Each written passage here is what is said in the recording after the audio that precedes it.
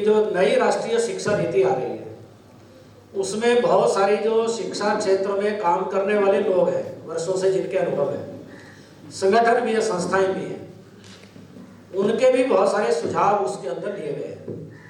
उन सुझावों के अंतर्गत ही नई सारी बातें लाने का प्रयास हो रहा है। अभी वो धीरे धीरे इम्प्लीमेंट हो रही है, जितना स्पीड से होना चाहिए था उतना नहीं हो पाया है, लेकिन अब मुझे लग रहा है कि अगले 3-4 वर्षों में अच्छी गति से उसको इम्प्लीमेंट हो जाएगा, तो फिर हमारे को ध्यान में आएगा कि उसमें काफ़ी चीज़ें परिवर्तित हुई है। दूसरा जो आपका प्रश्न है, तो जब डिमांड करेंगे तो वो अवेलेबल भी होगी चीज़ें, लेकिन आज वो अवेलेबल भी हो रही है, फिर से लोग उसकी तरफ वापस आ रहे हैं, ऐसा ध्यान में आता है। एक तो सरकार के कुछ प्रयास ऐसे चल रहे हैं, खादी उद्योग है, स्वदेशी कुटीर उद्योग है, इनको बढ़ावा देने के लिए एमएसएमई वगैरह जो प्रयास है सरकार के, वो भी चल रहे हैं। दूसरा, स्वदेशी जागरण मंच जैसे संगठन भी एक स्वावलंबी भारत अभियान के अंतर्गत इन चीजों को बढ़ावा देने के लिए, जिससे रोजगार भी मिले और भारतीय जो वस्तुएं हैं, भारतीय जो प्रोडक्ट हैं, उनको भी बढ़ावा मिले, उसके लिए भी प्रयास कर रहे हैं। तो स्वावलंबी भारत अभियान इस नाम से अभी पिछले 2-1 वर्षों से प्रयास हो रहा है, जिसमें स्वदेशी जागरण मंच, विद्यार्थी परिषद, बीएमएस, किसान संघ, ऐसे 5-7 संगठन मिल करके, और उसमें सरकार का भी क्या क्या सहयोग हो सकता है, उनकी सरकार की नीतियां उसको भी कैसे हम लागू करवा सकते हैं, इसके प्रयास ये सब चल रहे हैं। थोड़ा डिमांड बढ़ाइए तो अपने आप ही उसकी फिर आपूर्ति भी होना प्रारंभ होगी। इधर भी है, पीछे भी। नमस्कार, मेरा नाम शिवशंकर रॉय है। हम ईश्वरपुर जिले से आए हैं, जिसका प्रशासनिक नाम इस्लामपुर है। मैं बाय प्रोफेशन एक पत्रकार हूँ। मेरा प्रश्न ये है कि अपने अंदर राष्ट्र चिंता को सामने रख के कैसे काम करे जिसमें हिंदू समाज का भला हो। पत्रकारिता में? हाँ जी। पत्रकारिता का धर्म ये सत्य को समाज के सामने लाना है, लेकिन वो सत्य ऐसा भी होना चाहिए जिससे समाज का अहित ना हो, नुकसान ना हो। इसलिए प्रस्तुति करते समय ध्यान रखना वो सत्य भी आ जाए, अपने दायित्व का निर्वाह भी हम कर सके, और इस ढंग से आ जाए कि जिसमें समाज का नुकसान ना हो। कभी कभी क्या होता है, घटना सत्य है, हमें ध्यान में है, लेकिन उसी शब्दों में उसी प्रकार से उसको प्रस्तुत करना तो समाज का भी नुकसान होता है उससे। तो ये थोड़ा विचार करना, उसका जो समन्वय चाहिए दोनों का। और कभी कभी क्या होता है कि एकदम आज ही उस बात को सामने उसी तरह से प्रस्तुत करना, ये भी आवश्यक नहीं होता है। समय आने पर उसको प्रस्तुत करेंगे, उसी तरह करेंगे, लेकिन अभी उसकी आवश्यकता नहीं है, तो उसको थोड़ा उसी पोलाइट ढंग से ही सामने रखना, और जब लगे कि हाँ एक समय अच्छा है, वातावरण अच्छा है, तो उसको उस ढंग से, वो खबर की कोई भी हो, चाहे हिंदुत्व के बारे में हो, चाहे प्रशासन के बारे में हो, चाहे अन्य बहुत सारे विषयों के बारे में हो, तो उसको थोड़ा ध्यान रखना चाहिए, उस तरह से उसको करना। हाँ जी, नमस्कार, मैं प्रीतम सिंह सिलीगुड़ी वासी हूँ। एक्चुअली सिलीगुड़ी में कुछ चीज़ है कि सिलीगुड़ी एंड सराउंडिंग एरियाज में कुछ धर्म विशेष लोग कि नार्कोटिक्स जो चीज़ है, मतलब जितने पदार्थ है, वो सबको डिस्ट्रीब्यूट करते हैं। इसमें ज़्यादा इफेक्ट अपने समाज के लड़कों में वो चीज़ हो रहा है, और है कि इसमें लोकल गवर्नमेंट उन लोगों को फुल सपोर्ट कर रहे हैं। तो इसमें हम लोग कैसे काम कर सके, इसको कैसे उसको रोक सके, तो एक चीज़ को प्रश्न द्वारा पूछना पड़ेगा, थोड़ा क्लियर नहीं हुआ प्रश्न। मैं मतलब बोल रहा हूँ सिलीगुड़ी और जो सराउंडिंग एरिया है, वहाँ पे कुछ धर्म विशेष लोग उन लोगों के मतलब उन लोग ही कर रहा है कि नार्कोटिक्स जो पदार्थ जैसे कि ड्रग्स हो गया, कुछ हो गया, ऐसा अपने समाज, हिंदू समाज में ज़्यादातर युवक सब इसमें इन्वॉल्व हो रहे हैं। तो इसमें लोकल गवर्नमेंट भी, एडमिनिस्ट्रेशन भी उसको सपोर्ट कर रहे हैं। इसमें हम लोग कैसे अपना काम कर सकेंगे, उसको कैसे रोक सकेंगे, आप थोड़ा मार्गदर्शन करें सर। धन्यवाद। इसमें तो थोड़ा युवाओं को ही आपको जागरूक करना पड़ेगा। अपना जो समाज है वो क्यों इस नशे में क्यों जा रहा है, ये तो षड्यंत्र चल ही रहे हैं। आपने यहाँ का तो है ही है, ये केवल आपके सिलीगुड़ी की समस्या नहीं है इस समय। जितना भी सीमा क्षेत्र है, बॉर्डर एरिया का, आप पंजाब में जाएंगे तो पंजाब में आज ये स्थिति है कि वहाँ का जो युवा है उसको नशे की इतनी आदत लग चुकी है, इतनी लगा दी गई है कि अब उसका यानी एक जो यूथ पावर है हमारी भारत की, उसको समाप्त करने का ये षड्यंत्र है। और ये पाकिस्तान से, वहाँ से, बॉर्डर से हो रहा है। अनेक वर्षों से नशा की सप्लाई होती है, तो बॉर्डर पार से आ रहा है तो मतलब बिना प्रशासन के या सिक्योरिटी में जो लोग लगे हुए उनके सहयोग के होता नहीं। बहुत सारे तंत्र उसके अंदर, पॉलिटिकली लोग भी इन्वॉल्व होते हैं, उनको केवल अपना पैसा दिखता है, लेकिन जो ताकतें ये कर रही है उनका उद्देश्य दूसरा है। उन्होंने भारत की जो यूथ पावर है उसकी शक्ति को कमजोर करना है। अब ये नेपाल के थ्रू भी हो सकता है, यहाँ पर चाइना के थ्रू भी हो सकता है, भूटान के थ्रू भी हो सकता है। तो इसके लिए अपने समाज को ही हमें जागरूक करना पड़ेगा। उसके लिए कुछ इस प्रकार के कार्यक्रम आयोजित करने पड़ेंगे जिससे नशे के विरुद्ध एक अभियान लेना और उसके नुकसान क्या है उसके प्रति जागरूक करना। जो अभी एकदम लगता है कि उस चंगुल में जा रहे हैं तो शुरू में अगर उनको संभाल लेंगे तो उससे दूर रहेंगे, अन्यथा जब एक बार एडिक्शन हो जाता है, उनको आदत लग जाती है, तो उसमें से बाहर निकालना बाद में बहुत कठिन होता है। पंजाब में अभी बहुत सारे ऐसे सेंटर जो नशा मुक्ति केंद्र जिसको है, वो चलने के बाद भी उससे पीछा नहीं छूट रहा है। तो जहाँ पर अभी हमें ये लगता है थोड़ा प्रशासन में भी, जहाँ अपने अच्छे परिचित लोग या जहाँ पर हम जो समझते हैं इन विषयों को, उनसे भी बात कर सकते हैं, थोड़ा वो जितना कर सकते हैं वो करें, लेकिन हम जागरूकता निर्माण करने के लिए कुछ प्रयास करें। बाकी समाज में भी अनेक ऐसी एनजीओ रहती हैं, संस्थाएं रहती हैं, उनका भी सहयोग ले सकते हैं, उनको भी थोड़ा इसके लिए प्रेरित करना चाहिए। ये तभी हो सकता है, बहुत बड़ा अभियान करने की उसके लिए जरूरत है। बाद में इधर भी देना, और इस पूरे हॉल में बहुत सारी बहनें भी हैं, उनकी ओर से कोई प्रश्न ही नहीं आ रहा है, केवल पुरुषों के हाथ में माइक चला गया, ऐसा क्यों है? सभा में उपस्थित सभी को प्रणाम सर। और सर, आज ये सोशल मीडिया कॉन्क्लेव जो है एक अवेयरनेस सभा के रूप में यहाँ पे संबोधित हो रहा है। मेरा प्रश्न है, और मेरे प्रश्न से पहले मैं अपना परिचय बता दूँ। मैं अमर शाह हूँ और मैं खबर आजकल से यहाँ पर उपस्थित हुआ हूँ।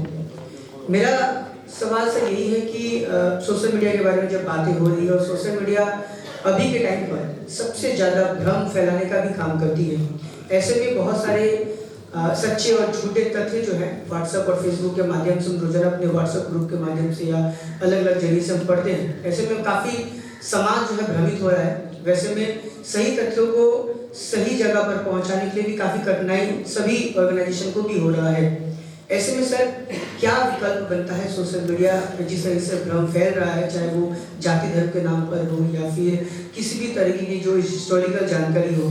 पढ़ाई में भी काफ़ी रुचि लोगों का अब कम हो गया, लोग बुक पढ़ना बहुत कम कर दिए हैं और सोशल मीडिया की बातों पर भरोसा करते हैं। तो सर, क्या लगता है किस तरीके से बदलाव फ्यूचर में जो है आएगा, इसका विकल्प क्या होगा? समापन है उसका उत्तर आखिरी दो बताऊंगा। समापन जब करूंगा तो उत्तर आखिरी एक इधर और एक इधर भी देना, फिर एक मौका बहनों को देंगे। नमस्ते। First of all, social media conclave में हम लोग को इतना आज ये मौका दिया कि बढ़िया एक सेशन करने का, आगे भी ऐसा सेशन चलता रहे उम्मीद है। प्रश्न मेरा है, पहले भारत का युवा वर्ग जैसे हम लोग जानते हैं 65% है, तो उसमें से युवा को कैसे आरएसएस में ज़्यादा हम लोग इन्वॉल्व कर सके, इसके लिए एक मार्गदर्शन आप दीजिए। नंबर 2, श्यामा प्रसाद मुखर्जी का नाम हम सब जानते हैं, प्रातःस्मरणीय है। तो इन्होंने 370 का जो बलिदान हुआ तब से उनका नाम जुड़ा हुआ है।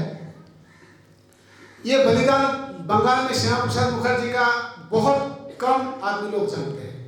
हम लोग संघ से जो जुड़े हैं, बीएचपी बोलिए, बजरंग दल बोलिए, कुछ भी से जुड़े हुए, हिंदुत्ववादी से जुड़े, वो लोग हम लोग जानते हैं, लेकिन मैक्सिमम जगह में इनका नाम को इतना बड़ा महात्मा को छुपाया गया है।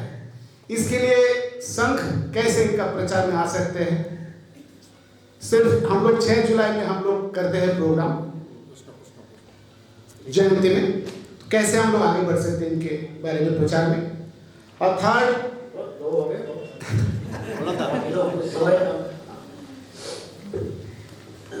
तो संघ में युवाओं को कैसे जोड़ना, कैसे आकर्षित करना। अब संघ कोई ऐसा प्लेटफॉर्म तो है नहीं कि आकर्षण उसमें कुछ विशेष रहता है। हमारे पास विचार ही है, जो विचार हम देते हैं, लेकिन बड़ी संख्या में युवा संघ के साथ जुड़ भी रहे हैं। और दूसरा है कि संघ ने कभी ऐसी कल्पना नहीं की कि सारा समाज संघ में आएगा, शाखा में आएगा, लेकिन फिर भी ज्वाइन आरएसएस के माध्यम से अभी भी पॉपुलेशन के हिसाब से सोचेंगे तो वो संख्या कम लगेगी, लेकिन स्वयं प्रयास से लगभग ऐसे 10,000 लोग हर महीने आवेदन करते हैं। ये सब युवा यानी 40 साल 35 साल से नीचे की आयु के लोग रहते हैं।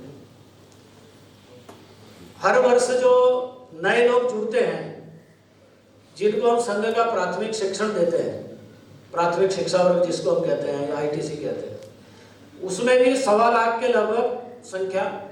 इसमें तो एकदम युवा ही होते हैं, कोई बड़ी आयु के लोगों के लिए तो प्राथमिक वर्ग कम ही होते हैं, तो वो भी जुड़ रहे हैं। स्थानीय शाखाओं में युवाओं की संख्या आने वाली अच्छी संख्या है।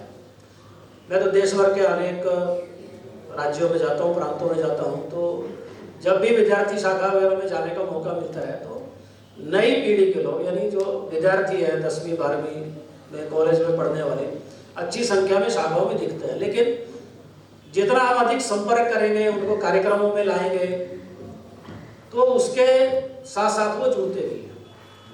लेकिन उनकी रुचि के अनुसार वहाँ शाखा में कार्यक्रम भी होने चाहिए। शाखा में गए और कुछ कार्यक्रम में नहीं हुए तो युवाओं को तो कुछ करने के लिए चाहिए ना, अच्छी कबड्डी हो, अच्छे खेल हो, अच्छे उनको व्यायाम करने को मिले, तो वो आकर्षित भी होते हैं और जुड़ते भी हैं।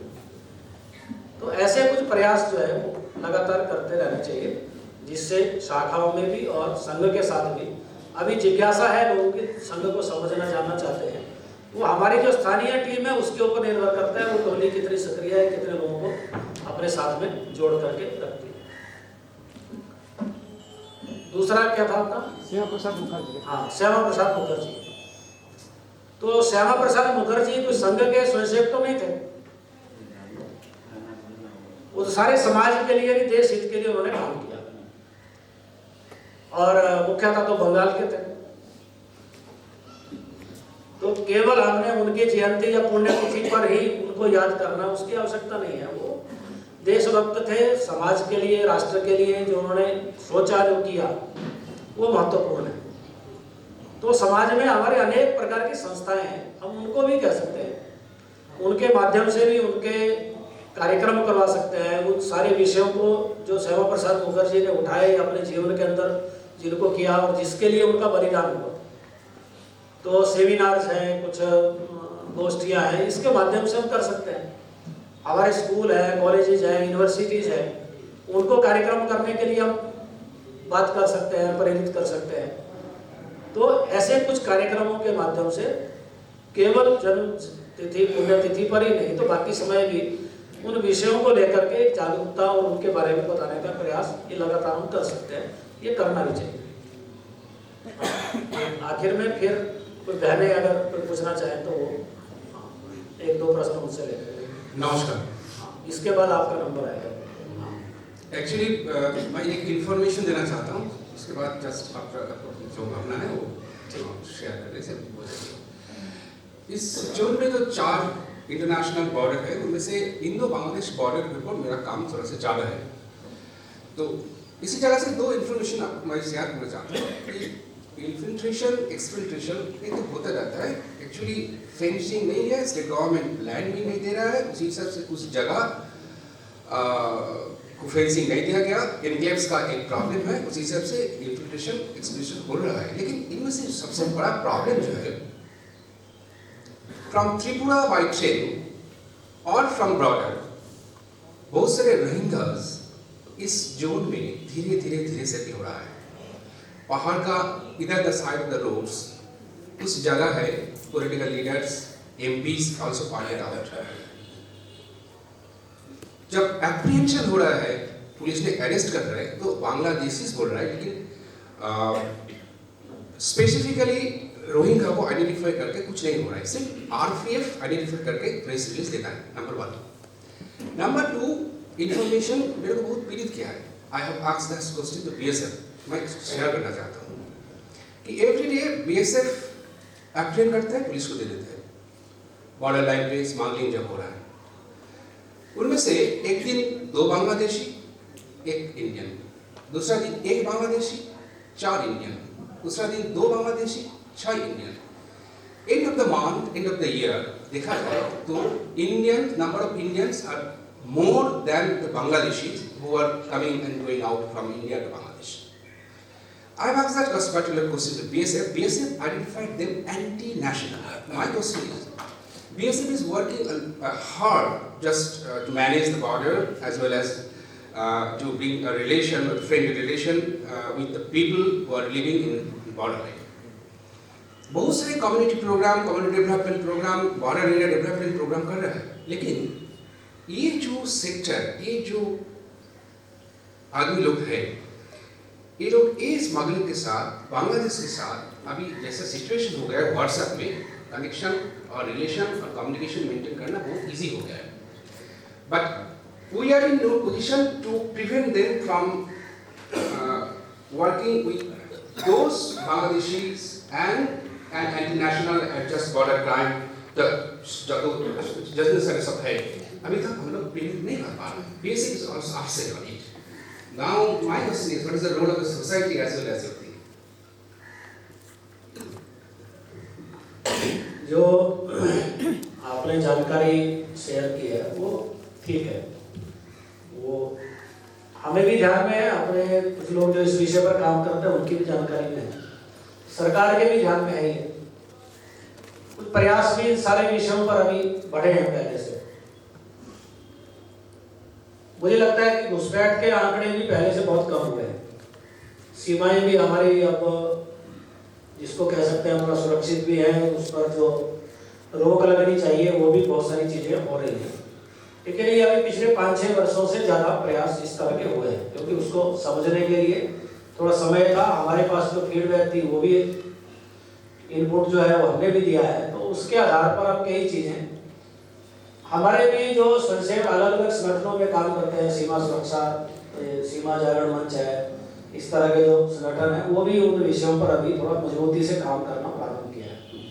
तो आने वाले 5-7 वर्षों में मुझे काफ़ी चीज़ें इसमें रुकेंगी भी, और जो वहाँ पर जो भारतीय समाज है, हिंदू समाज है, वो भी कैसे मजबूत हो, इसके भी कुछ प्रयास करेंगे ताकि वो वहाँ से पलायन ना करें, क्योंकि अगर उन्होंने छोड़ दिया वो स्थान तो फिर वैसे खुला हो गया मैदान, इसलिए उसके भी प्रयास कर रहे हैं, उनका शिक्षा, उनका स्वास्थ्य, उनका रोजगार, और वो वहाँ पर डटे रहे। ये पूरे सीमा क्षेत्र के अंदर ये हमारे कार्यकर्ता और बाकी लोग भी समाज को साथ में लेकर के, सेना के पूर्व जो रिटायर्ड हो गए उनके साथ मिलकर के कुछ प्रयास ऐसे चल रहे हैं। थोड़ा उसमें हमारा ये काम एक तो प्रचार का नहीं होता है, प्रयास होते हैं तो धीरे धीरे उसके परिणाम दिखते हैं, लेकिन ये ठीक है कि वहाँ के बाकी समाज को भी अलर्ट रहना, जागरूक रखना, ये भी हम सबकी जिम्मेदारी है। हाँ, पीछे इधर और फिर 2 क्वेश्चन आखिर में, फिर आगे बढ़ेंगे। নমস্কার, আমি অনিন্দিতা রায়। আমার টপিক লাভ জিহাদের উপর।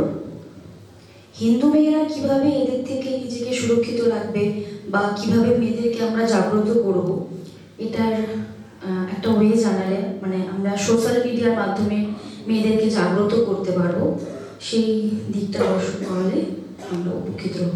ধন্যবাদ। लाभ जिहाद के बारे में हम अपने बेटी और बहन को कैसे सुरक्षित कर सकते हैं, उन लोगों को कैसे, क्या बोलने से समझाने से हमारी बेटी का शिकार ना हो, इसके बारे में आपका मार्गदर्शन। ठीक, तो लव जिहाद, पहली बात तो है कि ये कोई ऐसा कोई मन गढ़ंत शब्द नहीं है, कोई किसी ने भी कॉइन कर दिया और चल पड़ा। और एक इसके बारे में थोड़ा दुष्प्रचार भी होता है, वो भी मैं बताता हूँ। एक ऐसा नैरेटिव सेट किया गया लव जिहाद शब्द को लेकर के या लव जिहाद के बारे में कि ये तो आरएसएस, विश्व हिंदू परिषद, बजरंग दल, इनके द्वारा ये कहानी गढ़ी गई है और इसको जबरदस्ती लव जिहाद कहा गया है। तो हमारे द्वारा दिया गया शब्द नहीं है। केरल हाई कोर्ट के अंदर एक केस आया था वो भी एक ईसाई के द्वारा मुसलमानों के ऊपर ये केस था कि ईसाई लड़कियों को मुसलमान लड़के बहला करके, फुसला करके, लालच दे करके और शादी करते हैं, उनको प्रेम जाल में फंसाते हैं और उनका फिर धर्म परिवर्तन करते हैं। उसका जब कोर्ट में जज के द्वारा जजमेंट दिया गया, उसमें उस शब्द का प्रयोग किया गया। ये एक घटना नहीं है तो अनेक घटनाएं, इसलिए ये लव जिहाद है। ये कोर्ट ने कहा है कि हमने नहीं कहा कहीं। एक बात। दूसरा, ये आजकल थोड़ा सोशल मीडिया, इंटरनेट मीडिया, इसके कारण से थोड़ा ज्यादा इसका प्रभाव है, यानी जल्दी किसी के जाल में फंसने के चांस रहते हैं। और एक है टीन एज जो होती है, एक उस समय अपने परिवार की बहनों को, बच्चियों को बचाने की आवश्यकता रहती है। थोड़ा उनको अलर्ट करना, जागरूक करना। सोशल मीडिया में वो क्या करती हैं, आजकल सबके हाथ में मोबाइल है, इंटरनेट है, तो बच्चे, और दूसरा कोविड के बाद एक बड़ी समस्या और हो गई है कि ऑनलाइन पढ़ाई के नाम पर वो वही चीजें देख रहे हैं या कुछ और देख रहे हैं। तो माता पिता की नजर उस पर भी रहनी चाहिए। और आजकल वो मोबाइल में ढूंढना, सर्च करना ये कठिन नहीं है। हम अपने मोबाइल में क्या देख रहे हैं तो इसको आसानी से समझ सकते हैं, क्योंकि वो चीजें मोबाइल पे बार बार दिखती है। चाहे सोशल मीडिया में हम सर्च करते हैं जिस चीज को, बार बार वो आती रहती है उसमें। तो थोड़ा माता पिता को भी बच्चों के ऊपर थोड़ा नजर रखना चाहिए अगर मोबाइल उनके हाथ में है तो, क्योंकि उनमें से ही बहुत सारी चीजें वहां से ही प्रारंभ होती है। दूसरा, अगर संस्कार अच्छे होंगे, अपने अच्छे बुरे की उनको समझ होगी बच्चों को बचपन से ही, तो ध्यान में आएगा कि उस आयु के अंदर वो उनके जाल में किसी के थोड़ा पता चलता है ना आजकल तो, क्योंकि ये सब होता तो फ्रॉड है। फ्रॉड है, नाम बदल करके है, आइडेंटिटी बदल करके, ये सब चलती है चीजें। तो उसके प्रति थोड़ा अपने परिवारों में बच्चियों को जागरूक करने की, अलर्ट करने की आवश्यकता है। थोड़ा अपने परिवारों में, खास करके हिंदू समाज ने उसकी ओर ध्यान देना चाहिए। ये हम जब जहाँ पर भी रहते हैं तो अपने आसपास मोहल्ले में भी नजर तो रहती है, हमारी दृष्टि रहती है कि वो कौन किस दिशा में जा रहा है। तो ऐसे उनके माता पिता को भी बताना चाहिए, अपनी ओर से बताना, जागरूक रखना, बाकी जो होगा। और उसमें से अनेक बच्चियों को हमने या हमारे कार्यकर्ताओं ने से बचाया भी है। तो जागरूकता और संस्कार, ये दोनों बातें आवश्यक है, वही प्रयास करने चाहिए। इधर बस ये आखिरी है, उसके बाद अच्छा बस ठीक है। इसी में खत्म कितने बजे करना है वो बता दीजिए, मैं उस समय समाप्त कर दूंगा, यानी पूरा कार्यक्रम समाप्त कर। जय माँ भवानी। नमस्कार सर, मेरा नाम कावेरी चंद्र सरकार, मैं सिलीगुड़ी का ही रहने वाली हूँ। मेरा काम है दाव सर्कल करना, लड़की का एक टीम लेके हर डिस्ट्रिक्ट में जाती हूँ, ऐसे कि आउट ऑफ स्टेट में भी जाके काम कर रही हूँ।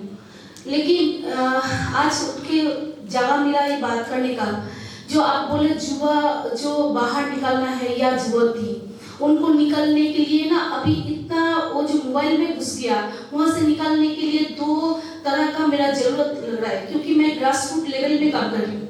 ऐसा घर में जाके बॉडी निकलना पड़ता है, जहाँ पे बॉडी पड़ा हुआ है उसका बेटा चला गया बाहर, या तो है पूरा पिया हुआ है, उसका पैसा नहीं है, ऐसा बॉडी निकाल के मुझे काम करना पड़ रहा है। कोविड के टाइम में तो बहुत सारा मतलब हजारों तादाद से मेरा बॉडी आया, अभी भी चल रहा है पर डे 5-7 बॉडी।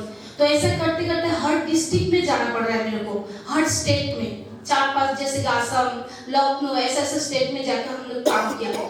तो मुझे लगा जो प्रेजेंट है, आपने बोला है कि सेल्फ डिफेंस, जो सशक्तिकरण, सामने महिला दिवस आ रहा है, तो इसके लिए हम लोगों को थोड़ा बहुत जो ट्रेनिंग है, वो जो ट्रेनिंग है कि हम लोग चाकू छुरी लेके घूम नहीं सकता है, एक चुनरी, एक गमछा क्या कर सकती है, इसका एक ट्रेनिंग होना चाहिए। और सबसे बड़ी बात है, हम लोगों को घर से निकल के पैरों के नीचे अगर जमीन होगा, जैसे कि मान लीजिए टेक्निकली ट्रेनिंग जो हम लोगों को नहीं मिल रहा है। आप हर डिस्ट्रिक्ट में जाइए, हर जगह में जाइए, कोई एक को आ जाता है, कोई एक एनजीओ, कोई एक मतलब सोसाइटी को आता है जो मिल नहीं पाता है हर किसी को। मैं और not only one NGO one society को नहीं बोल रही हूँ, हर किसी को ऊपर उसको अगर डिवाइड करेंगे और वो लड़की लोग क्लास 9 से बंगाल का वो छत्तीसगढ़ बिहार जो जिले में बोल रहे हैं आसाम, वो क्या होता है 9 में उठ के 10 में बैक कर दिया, तो उसके बाद उसका पढ़ाई नहीं हो रहा है, वो चला जा रहा है अपना अपना, वो सेल हो रहा है घर से ही, खुद भाग जा रहा है। तो इसके लिए चाहिए ट्रेनिंग सर। तो आप लोग अगर वो ट्रेनिंग हम लोगों को प्रोवाइड करेंगे ठीक तरह से, ट्रेनिंग तो बहुत है लेकिन हम लोग को नहीं आता है, technically we are not complete. अभी हमको बोलेंगे तो हम टेक्निकली उतना नहीं ऊपर आ सकेंगे, लेकिन आप लोग अगर हर डिस्ट्रिक्ट में हर जो वार्ड में अब जाएंगे तब जाके ये सब अच्छा होगा। तो आप लोग अगर इनिशिएटिव ये लेंगे तब जाके एक काम होगा, तब जाके वो मोबाइल छोड़ के टीवी छोड़ के सब आ रहा है, लेकिन उनके लिए अगर पैरों तले जमीन करना बहुत जरूरी है सर। तो हम लोग चाहते हैं कि ये जो मेरा जो टीम है 200 से ऊपर मेंबर है जो लोग दाह सरकार का ही काम कर रहे हैं, तो ये लोग को पैरों तले जमीन चाहिए। इसके लिए मैं नहीं बोलूँ कि मुझे सर्विस चाहिए, नौकरी चाहिए, हम नौकरी क्रिएट करेंगे। इसके लिए नॉट ओनली मुक्तधारा, मेरा जो टीम है मुक्तधारा फाउंडेशन, बट ऐसा हजारों टीम है जो करना चाहती है, लाखों में माँ है बहन है जो करना चाहते हैं हर स्कूल में जाके हर गांव में जाके। तो आप लोग इसके लिए थोड़ा इनिशिएटिव लीजिए।